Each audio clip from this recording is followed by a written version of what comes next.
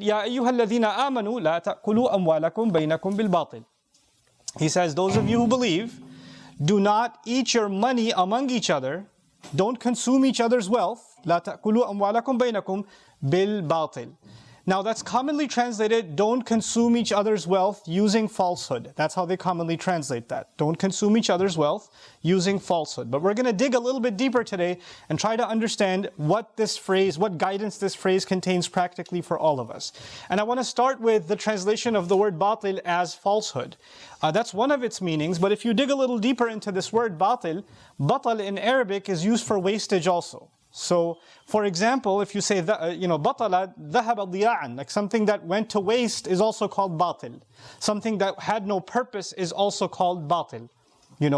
So, Allah Azza wa Jal did not create the skies and the earth with batil. Okay? Or abath, without a purpose.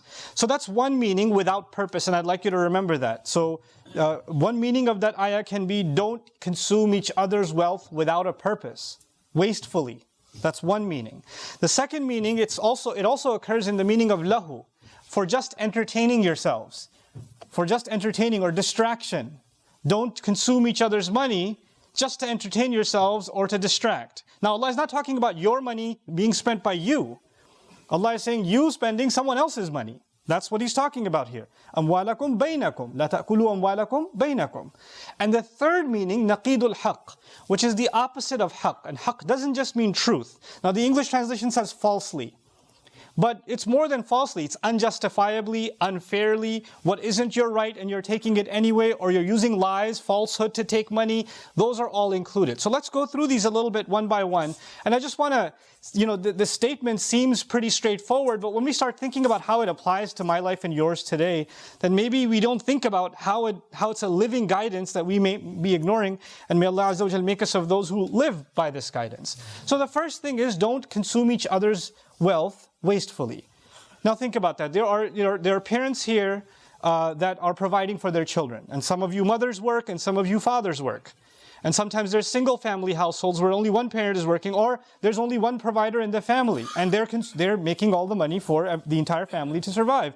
And if the children, as they're growing up, are used to just taking the parents' money and frivolously spending it on whatever they feel like, and have no regard for how that money is spent because more is coming anyway, it's okay. Right? Or if one parent, sometimes parents are not on the same page. So one parent is giving the kids open license to buy whatever they want. Right? And they're just going and spending however they want. I want that toy, okay, take it, I love you, just take it, it's okay. Your dad's got more money, it's okay. I'll talk to him, I'll convince him. And you're building that habit. Now you're building a habit into a child to consume without purpose. As soon as they have a desire, they just buy it. And that's actually not a favor to any child. We're spoiling these kids. They don't know what it means to work hard and earn. They don't know what it means to labor and sweat and give up your sleep and be yelled at by an employer and deal with difficult customers working at a store or a gas station, and then be able to earn a little bit of money, and that money just gets thrown away. Right? So part of our training to our children is to value how money is spent. Not just look at something and get it. So that's part of لا تأكلوا أموالكم بينكم بالباطل.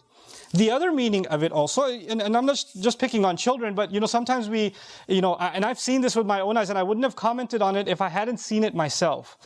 Also include when, and again, I saw this myself, which is why I'm commenting on it. You would have, my parents we're not a wealthy family, so I had to pay my own college tuition. And I could only take as many courses as I could afford. So sometimes I didn't take 12 credits or 16 credits. Sometimes I only took 2 classes because I don't have money for more courses. And I refused to go into debt, so I took a long time going through school, right? But I had friends whose parents paid for their tuition. And they were wealthier Muslim friends, but their parents are paying for their tuition, and they're going to much more expensive schools. And they've gone a year, 2 years, 3 years, and I said, what's your major? What are you graduating in? I haven't decided yet. I was like, dude, you've been in school for 3 years. Your parents are paying $30,000, $40,000 more a year, or they're going into that paying for you. You haven't decided yet? Yeah, I'm just kind of exploring my options. That's aklul mal bil batil.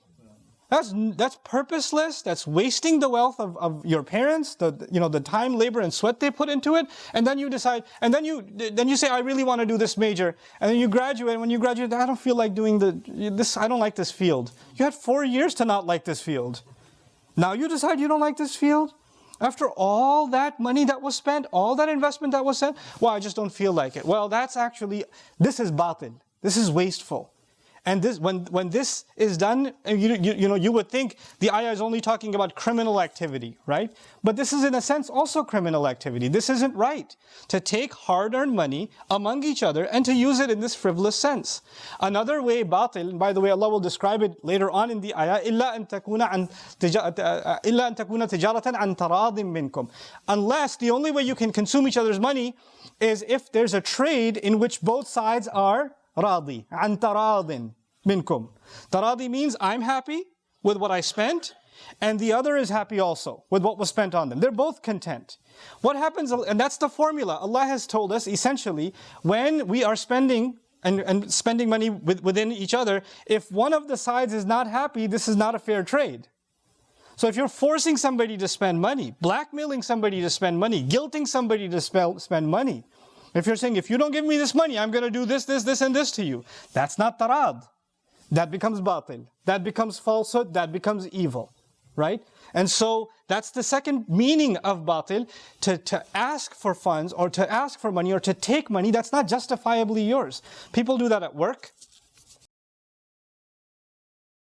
To think, then of course batil also means that you consume, but you don't acknowledge. So you take, and then you say, well, you haven't done anything for me. What have you done for me? Entitlement, false entitlement. That's also a kind of batil. To tell yourself that you're worthy or deserving of something that you haven't worked for. To ask for things you haven't worked for. And so, with all of that, Allah Azza wa Jal says, the formula is إِلَّا أَن تَكُونَ تِجَارَةً عَن تَرَاضٍ مِّنْكُمْ. What does that mean? That means unless it's a trade in which both parties are what? Content. What is it? So some of you that are sitting here listening to this are like, well, I do work at my office, but right now there's not a lot of work, so I have 3 hours sitting at my desk. So am I like, should I report this or what? Yeah, you should talk to your manager or your supervisor or the employer himself, the business owner himself, and say, look, right now there's not a lot of work and I feel like I'm sitting here not earning my paycheck. Is that okay with you? And if he says it's okay with me, then there's tarad. Then you're both in agreement. Yeah, you know what? There's not a lot of work. Don't worry about it.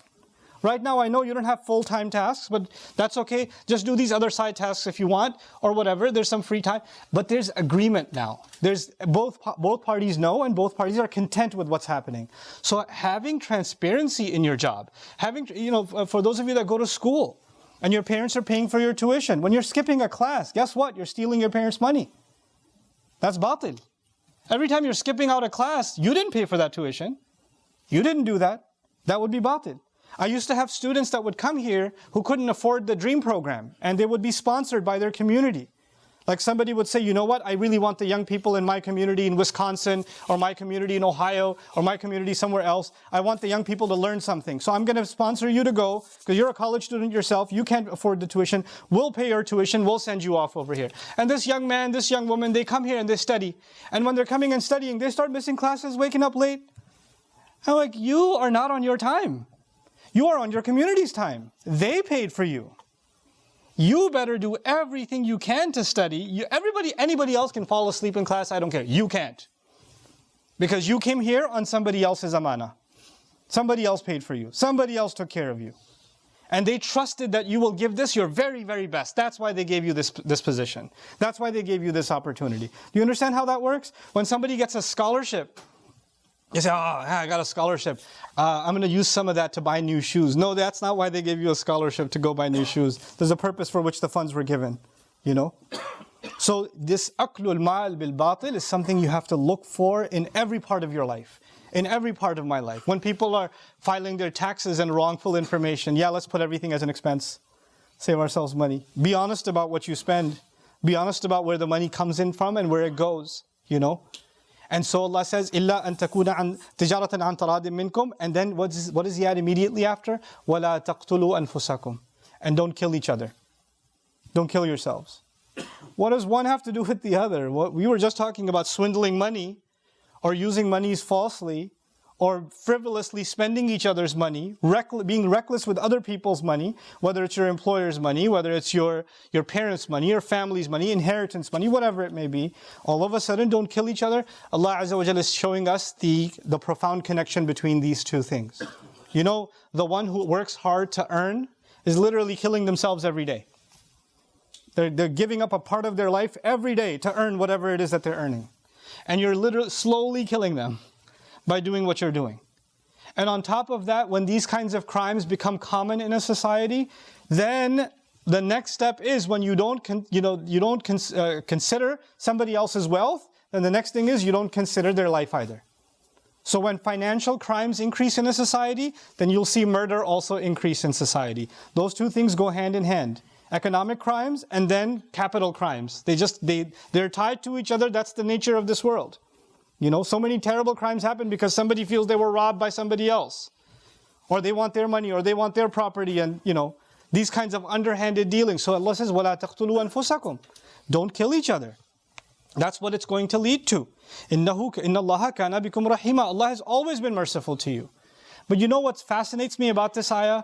In the previous ayah, Allah said, and I'm going to conclude with this. In the previous ayah, Allah said, Allah wants to lighten your burden. If you remember, I told you that. Allah wants to make things lighter for you.